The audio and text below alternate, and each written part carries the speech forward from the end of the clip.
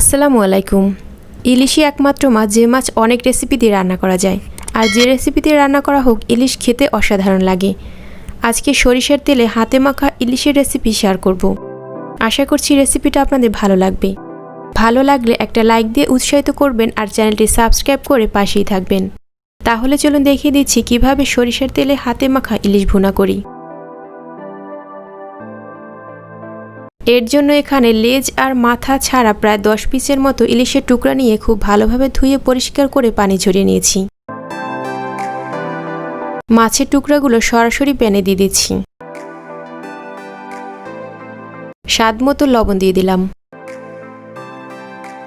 Half চা চামচ দিয়ে দিচ্ছি হলুদের গুঁড়া,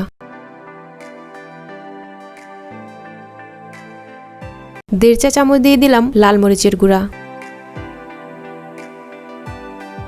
আর হাফ চা চামচ দিয়ে দিচ্ছি ধনিয়ার গুঁড়া। এর চেয়ে বেশি মশলা এর মাঝে ব্যবহার করার প্রয়োজন নেই। এখানে সরিষার তেল নিয়েছি, 2 থেকে 3 টেবিল চামচের মতো দিয়ে দিচ্ছি।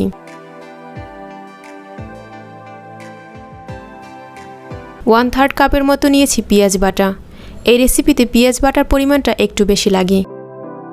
যেহেতু বলেছি হাতে মাখা ইলিশ ভুনা, তাই হাতের সাহায্যে খুব ভালোভাবে সব কিছু মেখে নিচ্ছি। মেখে নেওয়া হয়ে গেলে 5 মিনিট রেস্টে রেখে দিতে হবে।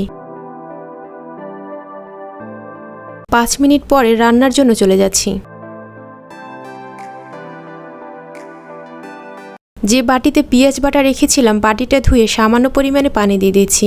ঠিক কতটুকু পানি দিতে হবে ভিডিওতে একটু খেয়াল করলে বুঝতে পারবেন।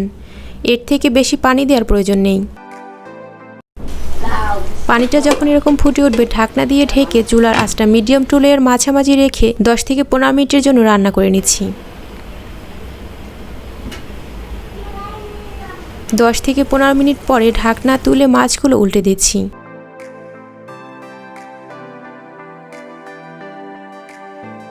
সাবধানে একটু মাছের টুকরোগুলো উল্টে দিতে হবে। এখানে কিছু কাঁচামরিচ নিয়েছি। মরিচগুলো এভাবে মাঝখান থেকে কেটে এর মাঝে দিয়ে দিচ্ছি।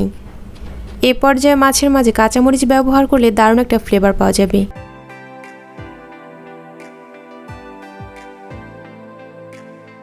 আবার ঢাকনা দিয়ে ঢেকে 5 থেকে 7 মিনিটের জন্য রান্না করে নিচ্ছি। চুলার আঁচটা ঠিক এরকম থাকবে। যেহেতু এ রান্নায় খুব বেশি পানি ব্যবহার করিনি, তাই চুলার আঁচটা এর চেয়ে বেশি বাড়িয়ে দেওয়া যাবে না। চুলার আঁচ এরকম রেখে খুব ভালোভাবে রান্না করে নিতে হবে। 5 থেকে 7 মিনিট পরে ঢাকনা তুলে লবণটা চেক করে নামিয়ে নিতে হবে।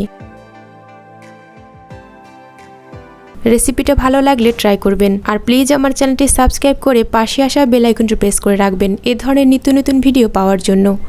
আমার চ্যানেলের বাকি সব ভিডিওগুলো দেখার জন্য লিংক ডেসক্রিপশন বক্সে দেওয়া থাকবে, চাইলে দেখে নিতে পারবেন। ভিডিওটা দেখার জন্য অসংখ্য ধন্যবাদ। আল্লাহ হাফেজ।